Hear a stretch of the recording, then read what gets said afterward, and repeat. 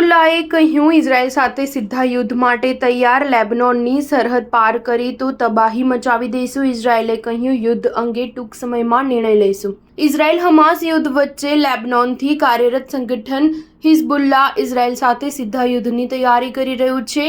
Al Jazeera અનુસાર હિઝબુલ્લાહના નાયબ વડા શેખ નઈમ કાસિમે કહ્યું કે લેબનોન ઇઝરાયલ સરહદ પર બંને વચ્ચે દુશ્મનાવટ વધી રહી છે. જો ઇઝરાયેલી દળો લેબનોન પહોંચશે તો અમે તેની સરહદોની અંદર તબાહી મચાવી દઈશું. હિઝબુલ્લાહના નેતા કાસિમે ઇઝરાયલને ધમકી આપતા કહ્યું કે જો તેઓ યુદ્ધ ઈચ્છે છે તો અમે તેના માટે તૈયાર છીએ. તેના જવાબમાં ઇઝરાયલના વડાપ્રધાન બેન્જામિન નેતન્યાહુએ હિઝબુલ્લાહને ચેતવણી આપી હતી કે તેઓ ઉત્તરીય ક્ષેત્રમાં મોટી કાર્યવાહીની તૈયારી કરી રહ્યા છે.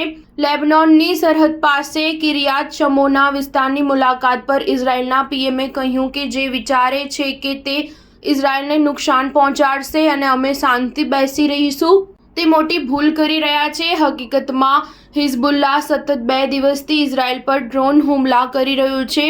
હિઝબુલ્લાહે ઇઝરાયલની સરહદની અંદર કિરિયાત શમોના ખાતે ડ્રોનથી રોકેટ છોડ્યું હતું જે જંગલમાં પડ્યું હતું, જેના કારણે ત્યાં આગ ફાટી નીકળી હતી, જેના કારણે 11 લોકોને શ્વાસ લેવામાં તકલીફ થવા લાગી હતી. આ પછી સ્થાનિક અધિકારીઓ લોકોને હોસ્પિટલ લઈ ગયા. પહેલીવાર તેણે ઇઝરાયલ પર હુમલો કરવા માટે ડ્રોન સ્ક્વોડ્રન મોકલ્યું. અલ જઝીરાના જણાવ્યા અનુસાર આ હુમલો લેબનોનની સરહદ પર આવેલા નાકોરા શહેર પર ઇઝરાયલ હુમલાના જવાબમાં કરવામાં આવ્યો છે. તેનાથી બચવા માટે ઇઝરાયલની સેનાએ ઘણા શહેરોમાં સાયરન વગાડ્યું જેથી લોકો સુરક્ષિત જગ્યાએ આશરો લઈ શકે. સ્ટાર ન્યૂઝ 7 હંમેશા સચ્ચાઈની સાથે.